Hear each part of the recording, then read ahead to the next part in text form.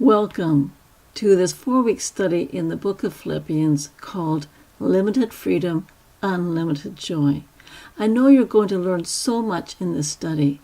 I believe that you will find that there are so many resources for you as you face the challenges in your life. I have been wanting to do a study like this for some time, so I am so excited that you have decided to join us. It's going to be interesting using technology to help us to overcome the geographical distance between us. Through email, video, and Zoom, we're going to connect with God and with others. Before you begin your first lesson, I'd like to encourage you in several ways that you can prepare to get the best out of this study. One is to think about a place where you will meet with God each day. Find a place in your apartment or in your house that is quiet and free from distractions.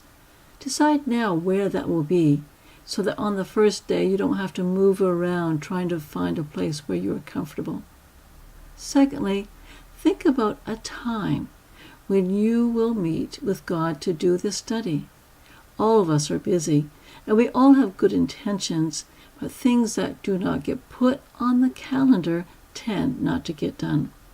Take a moment now to think of when you will sit down and do your study. I encourage you to do 5 studies a week rather than trying to do all the studies together in one sitting.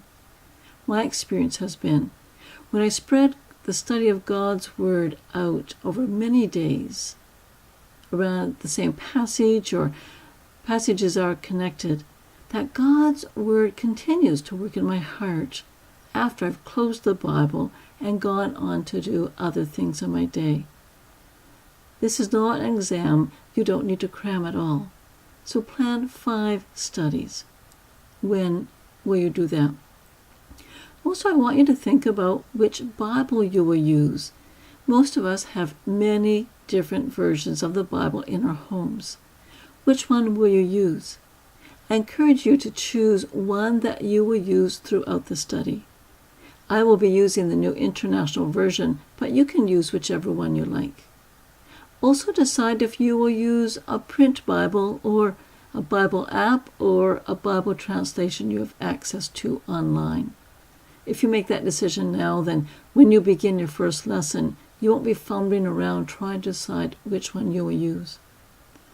Also think about how you will record your insights and questions. Will you buy a notebook or a journal, or will you record things on your computer so that you have a record of what God is saying to you and also a record of the insights that you would like to share with others? I would like you to feel free to email me any questions or comments that you have as you go through your study.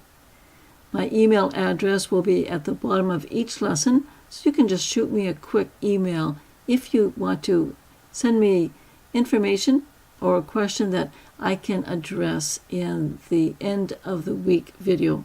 This is one way to make the study more personal. Also, expect there to be distractions.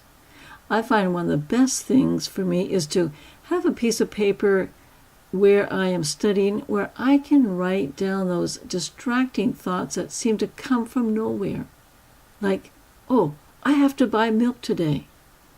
That is one way that Satan uses to get us off track, to disrupt our focus. Well, if you have a piece of paper and pen right there, you can jot down, buy milk today, and then get back to your lesson. I think you'll find that will help a great deal. And lastly, pray. Pray that God will work through His Word as you spend time in His presence and as we do this study together. I have found when I have dedicated time to spend with the Lord, He almost always shows up. There are times when God seems distant or silent, but more often than not, God rewards us with His presence. And I want to pray for you this prayer from Philippians 1:9, that your love may abound more and more in knowledge and depth of insight. Well, you're probably eager to get started on your first lesson. I want to pray that the Lord would richly bless you as you study today and the following days. I look forward to hearing your feedback and your questions.